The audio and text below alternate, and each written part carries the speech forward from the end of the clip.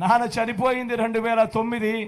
ఆ తర్వాత ఆ కుటుంబాన్ని వాళ్ళు ఏ రకంగా ఇబ్బందులు పెట్టారు అని మీ అందరికీ కూడా తెలుసు.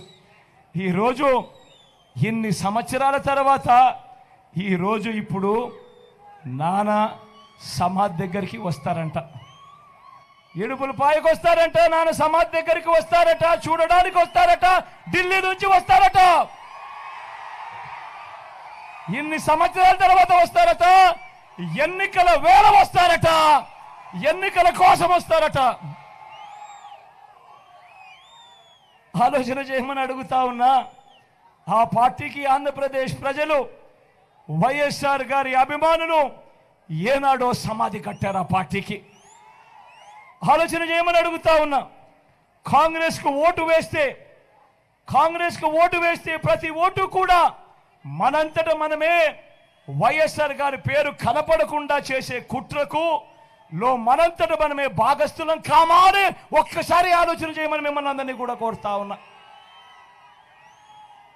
కాంగ్రెస్ పార్టీకి ఓటు వేస్తే మన కళ్ళను మనమే పొడుచుకున్నట్టు కాదా అని అడుగుతా ఉన్నా.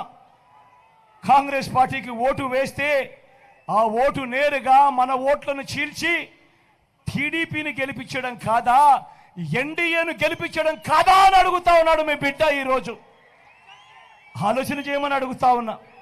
ప్రతి విషయంలోనూ కూడా ఈరోజు ఎందుకు వీళ్ళు మన రాష్ట్రానికి వచ్చారు, ఎందుకు ఎన్నికల వేళ వీళ్ళు మన రాష్ట్రానికి వచ్చారు అని ప్రతి ఒక్కరూ ఆలోచన చేయమని అడుగుతా ఉన్నా.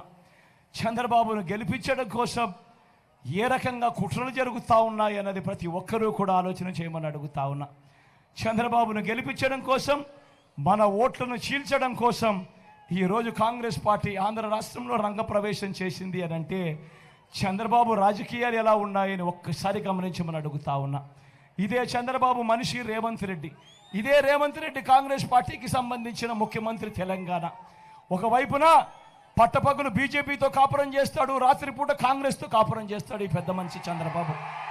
జగన్మోహన్ రెడ్డి గారు మాట్లాడే మాటల్ని సొంత చెల్లి కన్న తల్లి నమ్మడం లేదు. సొంత చిన్నాయనకు జరిగిన పరిస్థితులు, ఆ రాష్ట్రంలో ఉన్న వాతావరణం వాళ్ళ కుటుంబ సభ్యులే చెప్తున్నారు. కన్న తల్లి సొంత చెల్లె విశ్వసించండి, జగన్మోహన్ రెడ్డి గారు ఏది మాట్లాడినా, నా మీద ఎలాంటి ఆరోపణ చేసినా దానికి ఏమాత్రం విలువ లేదు. మిత్రుడు పక్క రాష్ట్ర ముఖ్యమంత్రి జగన్మోహన్ రెడ్డి గారికి నా సూచన, కన్న తల్లి సొంత చెల్లి లేవనెత్తుతున్న ప్రశ్నలకు మీరు సమాధానం ఇవ్వండి. వాళ్ళ యొక్క ఆలోచన ఆవేదన మీ కుటుంబ అంతర్గత విషయమైనా బహిరంగంగా రాజకీయ వేదికల మీద చర్చ జరుగుతుంది కాబట్టి జగన్మోహన్ రెడ్డి గారు దాని మీద దృష్టి పెడితే ప్రయోజనం ఉంటుంది. రేవంత్ రెడ్డి ఈరోజు కాంగ్రెస్ పార్టీ అధ్యక్షుడు, తెలంగాణ రాష్ట్ర ముఖ్యమంత్రి. రేవంత్ రెడ్డి లాయల్టీ 100%, 100/100% కాంగ్రెస్కి ఉంటుంది. వ్యక్తులతో వ్యక్తిగత పరిచయాలు, సత్సంబంధాలు, రాజకీయాలకు ఎలాంటి సంబంధం లేదు. చంద్రబాబు నాయుడు గారి పట్ల నాకు గౌరవం ఉంది కానీ రాజకీయ సంబంధాలు లేవు.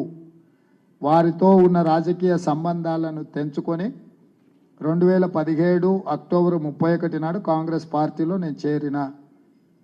నేను ఇప్పుడు కాంగ్రెస్ పార్టీకి బాధ్యత వహిస్తా. షర్మిల ఆంధ్రప్రదేశ్ కాంగ్రెస్ పార్టీ అధ్యక్షురాలు. ఖచ్చితంగా షర్మిల నాయకత్వాన్ని బలోపేతం చేయడానికి, ఆంధ్రప్రదేశ్లో కాంగ్రెస్ని గెలిపించడానికి నా వంతు సహకారం ఉంటుంది. కాబట్టి వారు కుటుంబ సమస్యల్ని పరిష్కరించే దాని మీద మనసు పెడితే బాగుంటుందని నేను సూచన చేస్తున్న వారికి. ఆ రకంగానే నేను కూడా ఆలోచన చేయాలి, ఆ రకంగానే మీకు నేను సహాయపడాలి. అంత నిస్వార్థంగా మీకోసం నేను త్యాగం చేశాను, మీకోసం నేను నిలబడడం జరిగింది. ఎంత బహిరంగంగా రాజకీయ కాంక్ష వల్ల నెపోటిజం అంటున్నారే,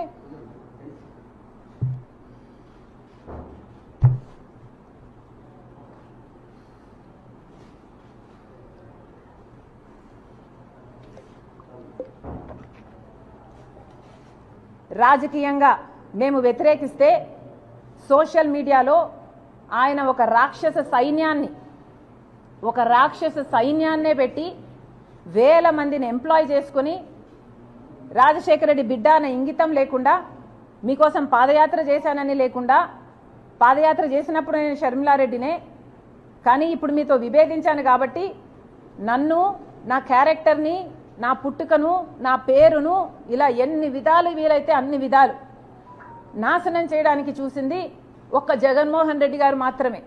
అందుకు మీరు చరిత్రలో నిలిచిపోతారు. జగన్మోహన్ రెడ్డి గారు, జగనన్న గారు గుర్తుపెట్టుకోవాలి. ఒక చెల్లెలుగా చెప్తున్నాను, మీరు దీనికి చరిత్రలో నిలిచిపోతారు. ఒక చెల్లెలను మీకోసం అంత త్యాగం చేసిన ఆ చెల్లెల్ని గౌరవించకపోగా మీ మూకల చేత మీ కుక్క బిస్కెట్లకు ఆశపడే ₹10 ఇస్తే రూపాయి యాక్టింగ్ చేసే పేడ్ ఆర్టిస్టుల చేత మీరు ఎంత దూషించారు, బెదిరించారు, ఎంతగా క్యారెక్టర్ అసాసినేషన్ చేశారు అన్నది మీ పేరు చరిత్రలో నిలిచిపోతుంది.